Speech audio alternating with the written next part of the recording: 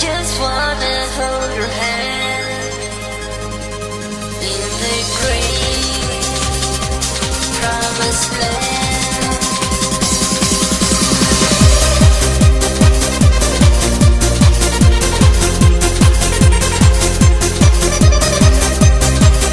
Welcome to the 9th episode of Complete Liberty Podcast, which has been dedicated to creating an audiobook of my book, Complete Liberty, The Demise of the State and the Rise of Voluntary America, published 2007. The last podcast we covered Chapter 8. This one will cover Chapter 9. If it's natural to be free, what's stopping us? Antisocial political behaviors: lying, cheating, and stealing. By now, it's probably apparent that complete liberty is more than just a political and economic system. It's also an ethical one. It outlines a new way for people to deal with each other, not simply in their personal interactions, daily affairs, and business relations, but in the way they interpret their form of government, and therefore how it interacts with and affects everyone. It's easy to let government go on being itself, big, plotting, intrusive, even dangerous and deadly, doing things that hardly any of us appreciate on a personal level. But the state is composed of particular persons doing particular jobs, and that's the real issue. Lying, cheating, and stealing are not admirable behaviors. Forcing people to do things against their will is not a way to gain respect. Yet, these behaviors are given more acceptable names in politics in order to disguise their essentially coercive quality. Those in the mainstream press are accomplices in this game of doublespeak. The political news is often a verbatim press release from governmental officials. Even the information dispensed by political opinion givers is something reminiscent of the discourse in George Orwell's 1984. Interviews with politicians and bureaucrats never touch on the reality of what individuals in government are doing to us. After all, if reporters raised awareness of this reality, they would likely be banned from political access. But being banned from access is just what reporters need in order to shake them out of their misguided practices and encourage honesty with the American public. John Stossel is about the only person in the establishment who exposes the absurd nature of governmental processes. His peers look like statist lapdogs in comparison. Fortunately, people in America still appreciate good challengers of authority. This no doubt explains the uplifting individualistic themes, justice-oriented plots, and heroic characters of many Hollywood films. Also, the high ratings of Comedy Central's The Daily Show and The Colbert Report reveal that many Americans enjoy a bold and satirical look at politics as usual, and a witty skewering of those in positions of power. On some level, most Americans sense that there's something really wrong with politics. So at the very least, we should mock it. We should laugh at it. But of course, we can do more than poke fun at aspects of the coercive system, and at those who spend their time and energy trying to run it, and report on it. We've seen that in order to strike at the root of the vices of politics, to see them for what they actually are, we need to understand the nature of self-ownership and voluntarism. Such an understanding allows us to sharpen a principled axe that we can use to cut down the entire rotten tree of taxation and destroy its expansive root system of regulation. The ominous taxation tree towers over our entire country and over all the benevolent potential market trees and flowers. Its many branches of government reach over all of us, letting in scant sunlight. This particular tree also provides ample room for all sorts of political and legal creatures to call home. The problem is, political animals aren't keen on coming down from a tree by ordinary pleas that they become less meddlesome, or that they should mistreat us less. After all, from their various perches, what need do they have of more sunlight? They seem to be getting plenty from the skies above, and the market below is just a necessary place where ordinary people toil for the common good of the rotten tree. Though oftentimes it may be more difficult to reason with people involved in government, we all have the same basic needs. All of us are best nourished when we find wholesome, moral places to work. The market will assuredly accommodate everyone now working in government in ways they're presently unable to envision. Indeed, leaving their positions will create a vastly more promising and much richer economic environment for everyone. From our shaded standpoint in the fertile soil of the market, One might think that convincing the rest of the grounded folks of the merits of chopping down the entire tree wouldn't be too difficult. It's choking off our sunlight, after all, depriving us of a much better, more dynamic, and hope-filled future, both personally and as a society. Part of the problem is that the inhabitants of the taxation tree think that they're involved in something really important, and they continually try to convince us of this by instituting all kinds and degrees of symbiosis and parasitism in the economy. They also try to convince us of how unimportant our individual rights are. We've been taught that we need government, and that we should want government. Government, in fact, needs us to sanction its immoral and unjust actions, because it clearly doesn't have enough resources and prisons or will to subdue a rationally disobedient populace. Without most people's conformity and support, the whole coercive system will disintegrate. In other words, the state can't sustain itself by brute force alone. It relies on obedient people losing sight that they vastly outnumber the state's enforcers. Thus, to muster support and curry our favor, government provides us schooling, grants, tax incentives, subsidies, import tariffs and quotas, privileges, assistance, programs, vast public-private partnerships, etc., all to make it seem as if we're part of the tree too. Government thus encourages us to sit in the tree, take in the sunlight, and heartily consume its magical fruit with blissful moral ignorance. Definitely not the tree of knowledge of good and evil. Reliance on government is part and parcel of its determination to rule over and take care of all aspects of our lives. As the late Harry Brown used to say, who was twice the Libertarian Party's U.S. presidential candidate, government is good at mainly one thing: breaking your legs, handing you a set of crutches, and then saying, "See, if it weren't for us, you wouldn't be able to walk." Because of the state's encroachment on virtually every aspect of the economy, all of us are now hobbling around on government-issued crutches. Some pretend that their crutches are kind gifts from unquestionable authorities. To bolster this view, they assert, "But government is doing many useful things." Indeed, some people in government are involved in activities that are trying to be helpful to many people. But the key question always confronts them. What are the means by which your organization is trying to help? Of course, apologists of statism are quick to dismiss this inquiry. It doesn't have legitimacy to them because the people have supposedly spoken in elections, and they think the taxation tree, while in need of some pruning, is indispensable to their lives and well-being. The end therefore justifies the means, they say. We wouldn't want a market to be lit by radiant sunlight, now would we? It might start thinking that it doesn't need us. Unfortunately, many of us tend to believe that our crutches don't bother us all that much. Many of us think that if we just follow the rules and obey the laws, as if we could possibly know them all and thus do so, then our lives will somehow be fulfilling. Yet whatever sort of fulfillment can be had by such an approach, it's a far cry from living optimal lives. That is, lives proper to independently thinking, choosing, and acting human beings. Lysander Spooner described the nature of this regrettable situation in No Treason, the Constitution of No Authority. The fact is that the government, like a highwayman, says to a man, "Your money or your life." And many, if not most, taxes are paid under the compulsion of that threat. The government does not, indeed, waylay a man in a lonely place, spring upon him from the roadside, and, holding a pistol to his head, proceed to rifle his pockets. But the robbery is none the less a robbery on that account, and it is far more dastardly and shameful. The highwayman takes solely upon himself the responsibility, danger, and crime of his own act. He does not pretend that he has any rightful claim to your money, or that he intends to use it for your own benefit. He does not pretend to be anything but a robber. He has not acquired impudence enough to profess to be merely a protector, and that he takes men's money against their will merely to enable him to protect those infatuated travelers, who feel perfectly able to protect themselves, or do not appreciate his peculiar system of protection. He is too sensible a man to make such professions as these. Furthermore, having taken your money, he leaves you as you wish him to do.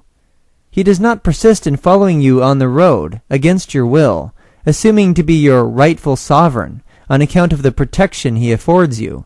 He does not keep protecting you, by commanding you to bow down and serve him, by requiring you to do this, and forbidding you to do that, by robbing you of more money as often as he finds it for his interest or pleasure to do so, and by branding you as a rebel, a traitor, and an enemy to your country, and shooting you down without mercy if you dispute his authority or resist his demands. He is too much of a gentleman to be guilty of such impostures and insults and villainies as these. In short, he does not, in addition to robbing you, attempt to make you either his dupe or his slave. Spooner has here eloquently portrayed the psychology of enslavement of Americans. The state is the substitute highwayman in our lives. A real highwayman would be much easier to deal with. There's no chance of being permanently duped and enslaved by him. From birth to grave, government tries to deny us self-ownership and stifle our rationality. Unlike the highwayman, we seem to naturally become accustomed to capitulating to its constant demands, just as a child must capitulate to the demands of an authoritarian parent. But, of course, we aren't children anymore. Yet are we, in a profound way, still locked into a survival mode that resembles a suffering child? One thing's for certain regarding this issue. It's impossible to correct the immoral and unjust behavior of state employees by obeying them and acting as if we aren't being victimized. Such a practice, the practice of thanking our leg breakers for the crutches they provided us, or complaining that the crutches don't fit properly, or at most wishing that we didn't have to wear crutches, is indicative of the Stockholm Syndrome.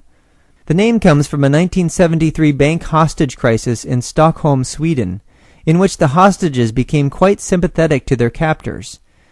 The formal definition is as follows: an emotional attachment to a captor formed by a hostage as a result of continuous stress, dependence, and a need to cooperate for survival. Thus, the victim identifies and aligns with, essentially excuses the actions of, his or her oppressors. The phenomenon is probably as old as humankind itself. Untold generations of children have had to cope with authoritarian parenting methods, as opposed to ones that fully respect and nurture their reasoning abilities. In contrast, lenient parenting methods, which are without coherent structure, consistent guidance, and understandable education, are arguably not much of an improvement over authoritarian parenting methods. America is faced with a hostage crisis of epic proportions.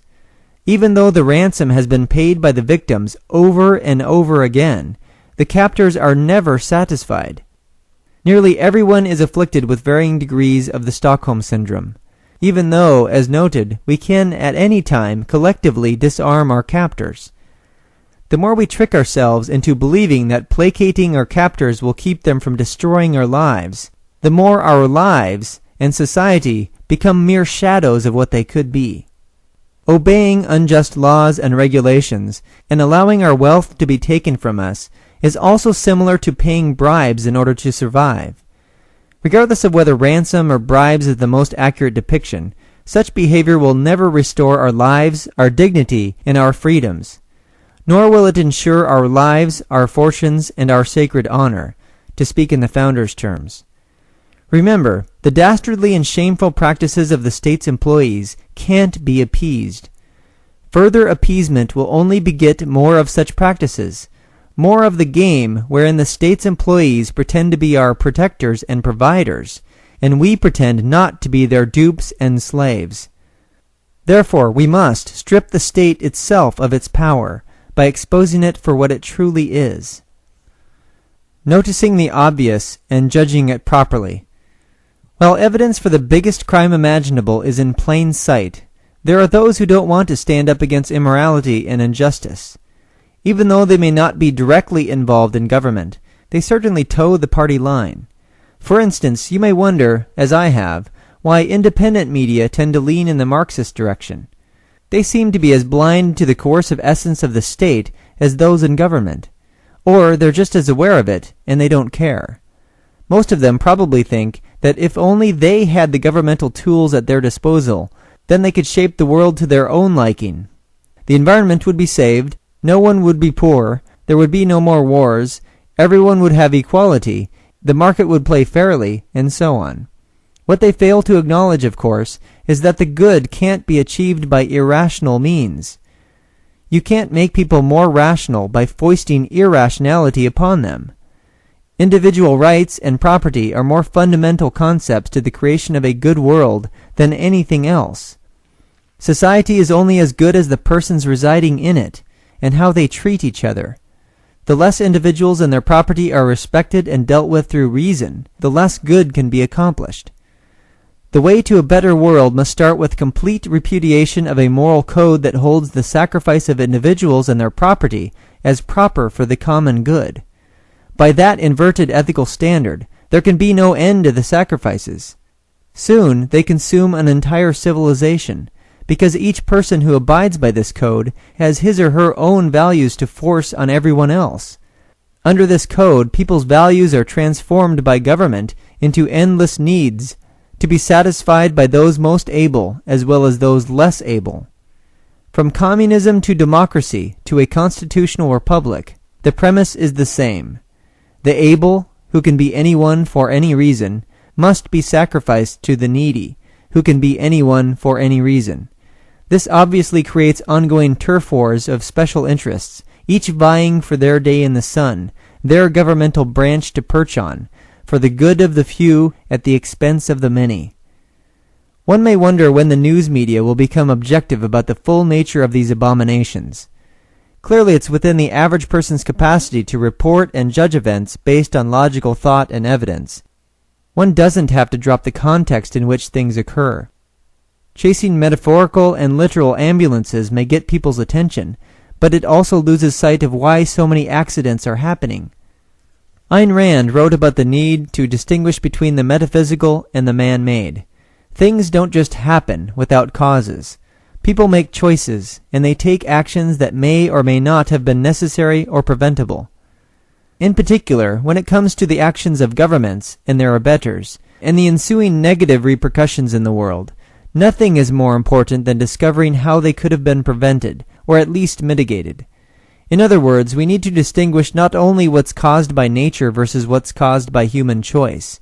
We also must distinguish between human choices stemming from the unfettered use of reason versus those from coercion. Rather than reporting events out of context, journalists and investigators need to follow the logical bouncing ball. They need to go to the causal source of any issue. That way they can ground themselves in reality and facts, and ask essential questions that point the way to a dramatically better world for all of us. It's too common today for us to be exposed to only two aspects of any political or economic issue, which are merely two sides of the same fraudulent coin. Conservatives desire to have government their way, and liberals desire to have government their way, neither of which is the correct way. Some are enamored with the idea that Republicans will take them to the promised land of low taxes, constitutionally constrained and accountable government, law and order, and traditional values. Others are enamored with the idea that Democrats will take them to the promised land of effective and benevolent government, tolerance, equality, and progressive values. Still others are enamored with the idea that an independent man on a white horse will ride to election victory and rescue them from big, inefficient, and corrupt government, and replace it with a small government of, by, and for the people. Few of these ideas are without some good intentions, of course. In the minds of most people, they all reflect a certain desire to make the world a better place. The folly is in their contradictory nature, in the notion that sacrificing rational values is both good and proper. On some level, most people sense this. This may be why, at base, they don't quite trust the words that come out of the mouths of politicians and bureaucrats.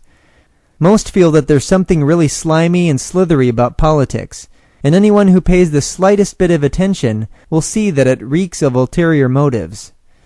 But many are unable and unwilling to pinpoint exactly why. Nonetheless, the constant antisocial activities of lying, cheating, and stealing continue to render politics guilty as charged. Our proxy highwayman is in plain sight. Prohibiting voluntary contracts, voluntary trade, voluntary ownership, and voluntary use of property can never lead to any sort of promised land. Instead, it always leads to variations of hell on earth. Anyone who believes that force is preferable to persuasion among human beings, or that theft is preferable to trade, should realize that one can't logically exclude oneself from the effects. Liberty-oriented values and virtues. As stressed earlier, if you want complete liberty, you must advocate both freedom for yourself and freedom for others. Liberty must be put into proper context.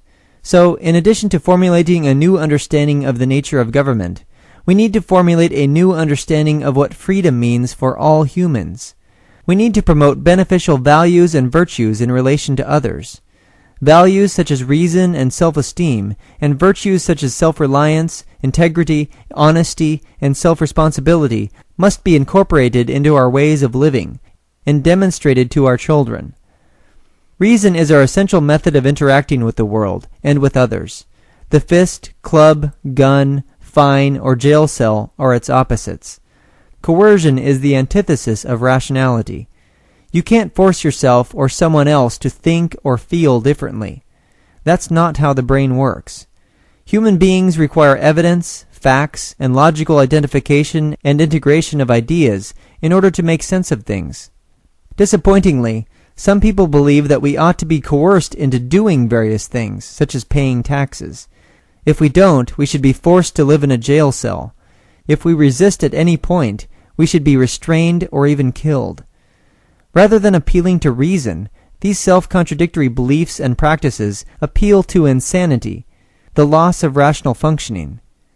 When employees of the state force others, who violated no one's rights, to do various things, the end result in society is the law of the jungle, a code of morality fit for unthinking primates. Those who enforce jungle law are much more suited to commanding troops of baboons than telling fellow humans what to do. The fact that some people think that forcing others is the answer to their financial woes, be they social or political in nature, tells us that they don't fully believe in the effectiveness of their own reasoning capacities. In other words, they reason that their faculty of reason is impotent, and therefore people must be forced. This necessarily diminishes their level of self-esteem. Self-esteem involves a firm belief in the efficacy of one's mind and one's worthiness for happiness. The first component enables us to cope with life's challenges, while the second provides the feeling that we're fit for existence, that we're good enough. Developing confidence in your own mind's ability to function as nature intended, that is, rationally, and appreciating your own sense of worth as a unique human being with great potential for happiness, are keys to generating and maintaining genuine self-esteem. Integrity is tied to this, of course. If we do things that we know are wrong, or don't make rational sense, our self-esteem suffers. We are being dishonest with ourselves if we believe that what we profess and what we do shouldn't be logically connected. We then betray our deeper understanding. If we've adopted values from the culture without consideration of whether they're good for us and good for others, then we become mostly dependent on traditions and institutions for our code of morality. Like the bad political memes that infect society, bad ethical memes promote inconsistent values and virtues, which diminish our practice of integrity. Honesty and intellectual self-reliance become doubly critical when the culture offers us ideas that contradict our ability to be rational and accept facts. Honesty entails the willingness to honor reality, to always acknowledge what's happening and what's happened, rather than to ignore or distort it, or just make something up. It relies on our inherent ability to identify and integrate information, that is, to reason. Self-reliance reflects the belief that no one can do our thinking or feeling or deciding for us. This is as it should be. No one has your particular perspective, knowledge, opinions, and capabilities. Therefore, you are in the best position of taking charge of your life as you see fit.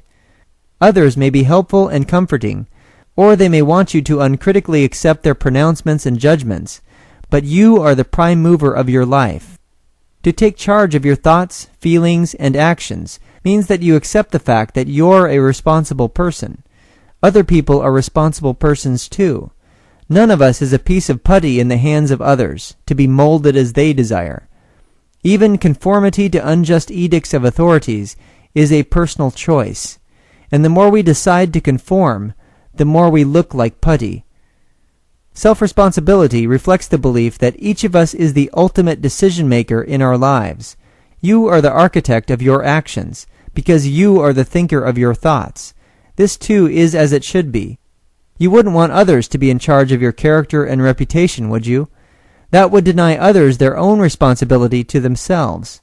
Each of us is thus accountable for what we believe and what we do. Notice that government, through taxation, regulation, and monopolization, attempts to rob us of these vital values and virtues. In an utter erosion of honesty, it tells us that all is as it should be, that there's nothing of great concern to be aware of. It discourages us from taking responsibility by trying to counteract our own will and reason, by trying to usurp our crucial decision-making ability. In an unequivocal act of incivility and dishonor, the state coerces us into taking care of others, and coerces others into taking care of us. Primarily, though, we are coerced into taking care of the state. By imposing their services upon us, employees of the state leave us little choice in crucial matters of our security and the security of our communities. Government basically destroys the opportunities for shaping our lives in the ways we truly want. It further pretends that we can't rely on ourselves. Instead, we must rely on authorities, other selves, to tell us what to do and what not to do, and submit to them regardless of whether we disagree with their irrational pronouncements. Government diminishes our growth in self-esteem and integrity by fostering credulity and coercion and dependence on nonsense ideas. Finally, it hands us a twisted code of morality which tells us that we aren't sovereign and that we don't fully own ourselves and our property. The psychological shock waves all these things send throughout the country truly suppress the American spirit of independence and individuality. Thus, our entire population ends up with a split personality, in which people relate to others personally in one fashion, respectfully, and to others politically in another fashion, disrespectfully. Another ethical consequence concerns the decline of social virtues that Thomas Paine knew were necessary for good communities to sustain themselves.